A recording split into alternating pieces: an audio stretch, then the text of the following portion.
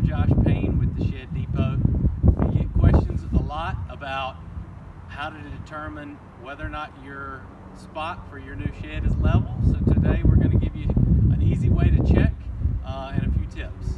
So first we're going to talk about the tools that you're going to need to determine level for your new shed site.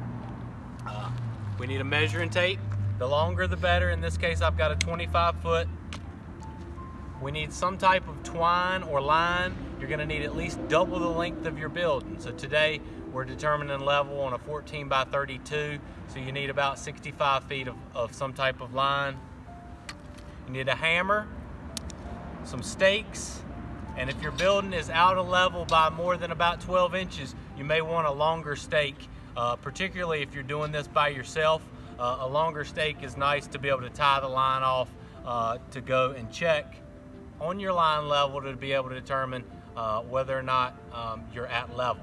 So a line level, and then the last thing I like to have is a pencil. You may want to mark on your stakes the floor level of your building, because remember, we're going to have a solid concrete block that's 4 inches thick, and then we're going to have a 4x6 pressure treated runner underneath at least 4 inches of floor system, sometimes 6. So the building is going to sit a lot higher off the ground than even what we're determining today. So keep that in mind. The floor level of your building will be about 14 inches taller than the ground where we're determining level. And then one last thing that makes things a little bit easier is marking paint. Because when we're determining square for the back corners of our building, this is a nice quick gauge so we can do that. So let's get started. So the first thing we're going to do is we're going to pick the front line of our building. Customers always talk about the front of their building being where the doors are. In this case, we're going to have a set of doors and windows on the long 32-foot side, and there'll be a garage door on this 14-foot end of the building. So I'm going to put a stake at my front corner. Next, I'm going to take my marking paint and I'm going to pull the front line of the building. I'm going to get the angle that I want, and I'm going to pull 32 feet. And this doesn't have to be perfectly accurate. We're just getting an estimate, so just get close.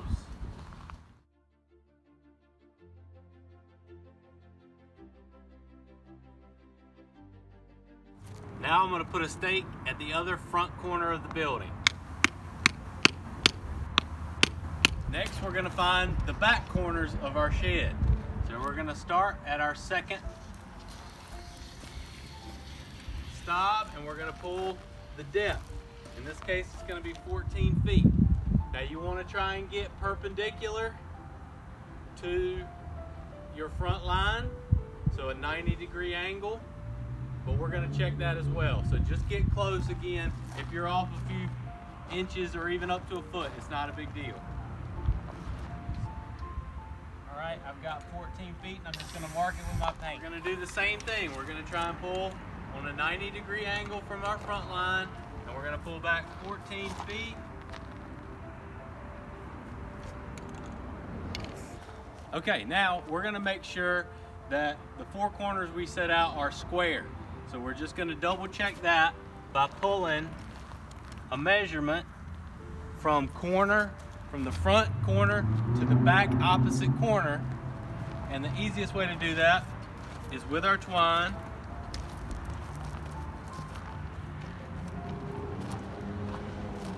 So we're going to pull to our most recent mark, and then I'm going to make a little mark on the twine so I know. So that's how far we got. Now we're going to do the opposite.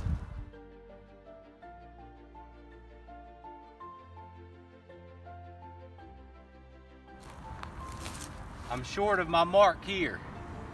So I'm going to take my tape. I'm going to go back to my first. I'm going to pull 14 feet again. And I'm going to pull it until these two match.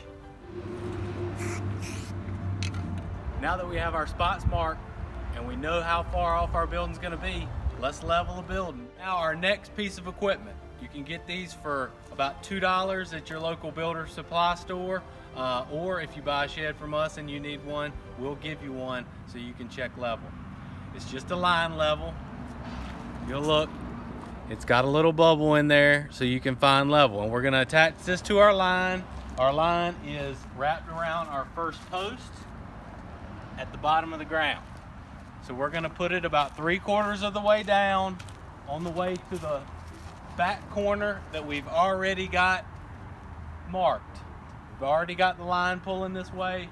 And if we step back and look, our best guess is that this is our low corner anyway. So we're gonna check that first.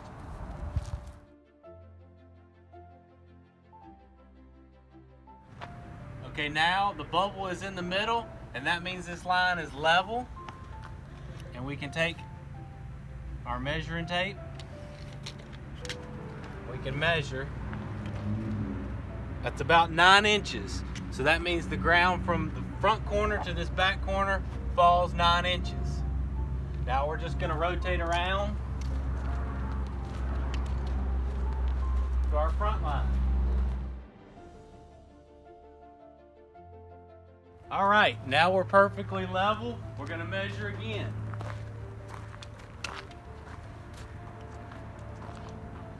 It's about 4 inches. The last thing we're gonna do is we're gonna check our 4th corner on the back to see how high that is.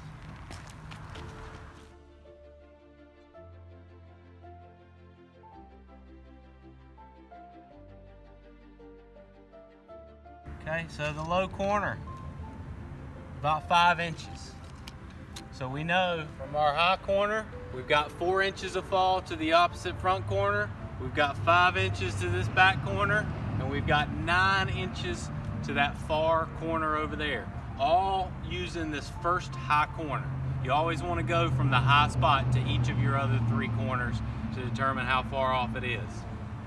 So now we've determined that we're within 10 inches, 9 inches on the lowest corner of level for our building site. This is important, particularly with this building, because there's going to be a large garage door on this end.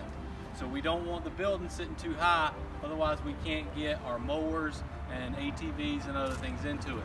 In this case, we did not need the longer stake because our building sits level within about 12 inches.